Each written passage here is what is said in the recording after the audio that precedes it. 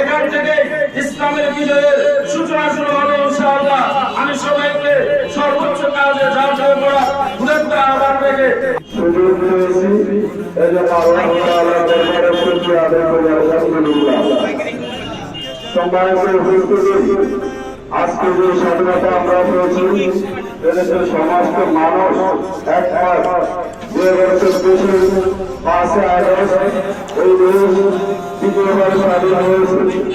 2024 5 August যেদিন দেশ স্বাধীন হয়েছিল, সেদিনের বর্ণনা যদি আমি আপনাদের দিতে যাই, যদি বলি তাহলে বলি 5 আগস্ট যখন এদেশে এর আগে মাস্ক ঢাকা কর্মসূচি ঘোষণা করা হয়েছিল,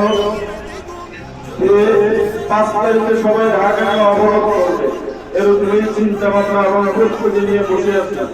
কিন্তু আমরা যেটা লক্ষ্য করলাম, 5 তারিখ সকালবেলা এদেশের সর্বস্তরের জনগণ, সমস্ত রাজনৈতিক দলের নেতাকর্মীরা ঢাকার শহরের বাংলাদেশের বিভিন্ন গলিতে গলিতে অপেক্ষায় ছিল যে বাংলাদেশের প্রধান রাজনৈতিক কোন দল রাজপথকে প্রথম দখল করে নেয় সেটাই দেখবো।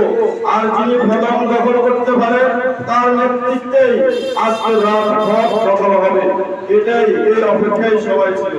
ঠিক হয়, আলহামদুলিল্লাহ এদেশের অনেক মানুষ যখন জানালা দিয়ে উঁকি মেরে তাকিয়েছিল যে কে রাজপথ দখল করে দেখি, ঠিক তখন মানুষ যেটা দেখতে পেল যে এদেশের 5 তারিখে প্রথম রাজপথ দখল করা হয়েছিল পীর চরমায়।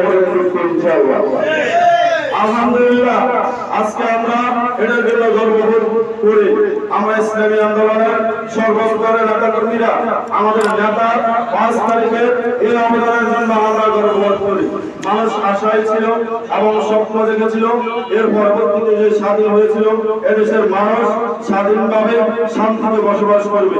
কিন্তু আজকে এদেশের চিত্র যেটা যদি বলতে যায়, তারা আজকে যদি আপনি মিডিয়ায় লক্ষ্য করেন, আজকে যদি আপনি পত্রিকায় লক্ষ্য করেন, 5 তারিখের আগে এদেশে যে জুলুমার নির্যাতন ছিল, যে জুলুমার নির্যাতনের বিরুদ্ধে মানুষ লড়াই করে দেশকে স্বাধীন করেছিল, আমার ভাইরা রক্ত দিয়েছিল, জীবন দিয়েছিল, ঠিক সেই চিত্র আজকে 5 তারিখের পরে আমরা আবারও দেখতে পাচ্ছি। আমরা যেটা দেখতে পাচ্ছি এদেশে আবারও দেশটাকে দখল করা হচ্ছে, এদেশে আবারও চাঁদাবাজির প্রবণতা শুরু হয়েছে, এদেশে আবারও মানুষকে কিভাবে পরাধীন করে সুযোগ পাওয়া যায় সেই চিন্তা ভাবনায় কাজ করা হচ্ছে। আজকে যেটা বলতে চাই, যেটা স্পষ্টভাবে বলতে চাই, আমার মনে হয় তারা যারা দুটো দল এরকম কিছুই মনে করে এই দেশের রাষ্ট্রের ক্ষমতা ওই দুইটা দলের যারা যারা বাপদাদার সম্পত্তি। আমরা বলবো এরকম কিছু মনে করি না। এদেশের মানুষ সজাগ হয়েছে, এদেশের মানুষ সিদ্ধান্ত নিয়েছে, এদেশের আবহাওয়ার জনতা সিদ্ধান্ত নিয়েছে অতীতের কোন দুর্নীতিবাজ, অতীতের কোন স্বৈরশাসক, অতীতের কোন দর্শককে এদেশের ক্ষমতা আর দেবে না। ইনশাআল্লাহ এদেশের মানুষ যে সিদ্ধান্ত উপনীত হয়েছে সেই সিদ্ধান্ত হলো আগামী দিনে এই বাংলাদেশ ইসলামী রাষ্ট্র গঠন হবে ইনশাআল্লাহ। প্রিয় জনতা, এই লক্ষ্যে আমি আপনাদের সবাইকে আজকে যে উদাত্ত আহ্বান জানাবো, আমরা সবাই আগামী দিনে সাংগঠনিক সর্বোচ্চ কাজে ঝাঁপিয়ে পড়তে হবে আমাদেরকে ইনশাআল্লাহ। নোয়াখালী, লক্ষ্মীপুর, ফেনী এটা মুসলিম অধ্যুষিত এলাকা এবং এখানের মানুষ